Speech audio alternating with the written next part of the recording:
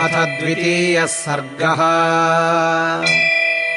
तौ तु दृष्ट्वा महात्मानौ भ्रातरौ रामलक्ष्मणौ परायुधधरौ वीरौ सुग्रीवः शङ्कितोऽभवत्। उद्विग्नहृदयः सर्वा दिशः समवलोकयन् न व्यतिष्ठत कस्मिंश्चिद्देशे वानरपुङ्गवः। नैव चक्रे मनस्थातुम् वीक्षमाणौ महाबलौ कपेः परमभीतस्य चित्तम् व्यवससादः। चिन्तयित्वा स धर्मात्मा विमृश्य गुरुलाघवम् सुग्रीवः परमोद्विग्नः सर्वैस्तैर्वानरैः सह। ततः स सचिवेभ्यस्तु सुग्रीवः प्लवगाधिपः शशंस परमोद्विग्नः पश्यंस्तौ रामलक्ष्मणौ। एतौ वनमिदम् दुर्गम् वालिप्रणिहितौ ध्रुवम् छद्मनाचीरवसनौ प्रचरन्ताविहागतौ। ततः सुग्रीवसचिवा दृष्ट्वा परमधन्विनौ जग्मुर्गिरितटात् तस्मादन्यच्छिखरमुत्तमम्। ते क्षिप्रमभिगम्याथ यूथपायूथपर्षभम् हरयो वानरश्रेष्ठम् परिवार्योपतस्थिरे। एवमेकाय नगताः प्लवमाना गिरेर्गिरिम् प्रकम्पयन्तो वेगेन गिरीणाम् शिखराणि च। ततः शाखामृगाः सर्वे प्लवमाना महाबलाः बभञ्जुश्च नगांस्तत्र पुष्पितान् दुर्गमाश्रितान्। आप्लवन्तो हरिवराः सर्वतस्तम् महागिरिम् मृगमार्जारशार्दूलांस्त्रासयन्तो ययुस्तदा।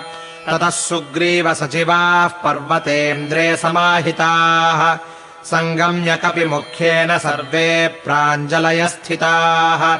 ततस्तु भयसन्त्रस्तम् वालिकिल्बिषशङ्कितम् उवाच हनुमान् वाक्यम् सुग्रीवम् वाक्यकोविदः।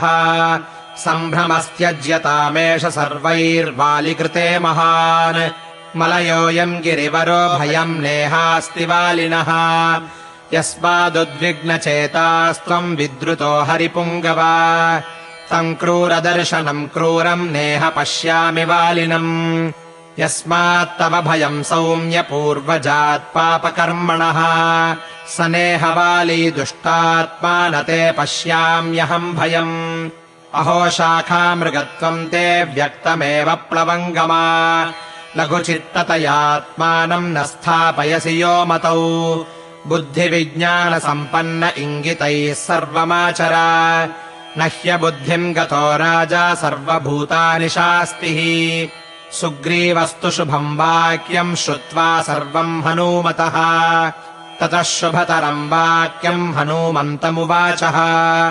दीर्घबाहू विशालाक्षौ शरचापासिधारिणौ कस्य न स्याद्भयम् दृष्ट्वा ह्येतौ सुरसुतोपमौ।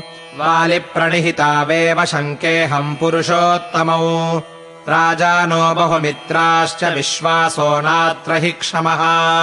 अरयश्च मनुष्येण विज्ञेयाश्छद्मचारिणः विश्वस्ता नाम विश्वस्ताश्छिद्रेषु प्रहरन्त्यपि।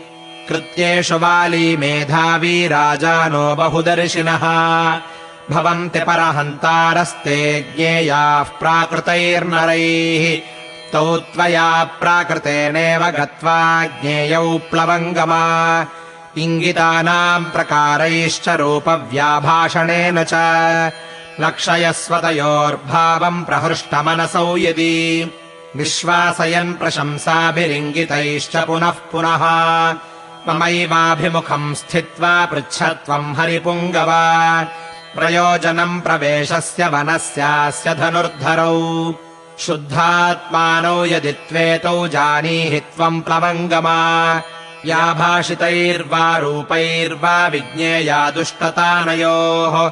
इत्येवम् कपिराजेन सन्दिष्टो मारुतात्मजः चकारगमने बुद्धिम् यत्र तौ रामलक्ष्मणौ। तथेति सम्पूज्य वचस्तु तस्य कपेः सुभीतस्य दुरासदस्य। महानुभावो हनुमान्ययौ तदा स यत्र रामोऽति बली स लक्ष्मणः। इत्यार्षे श्रीमद् रामायणे वाल्मीकीये आदिकाव्ये किष्किन्धाकाण्डे 2. सर्गः।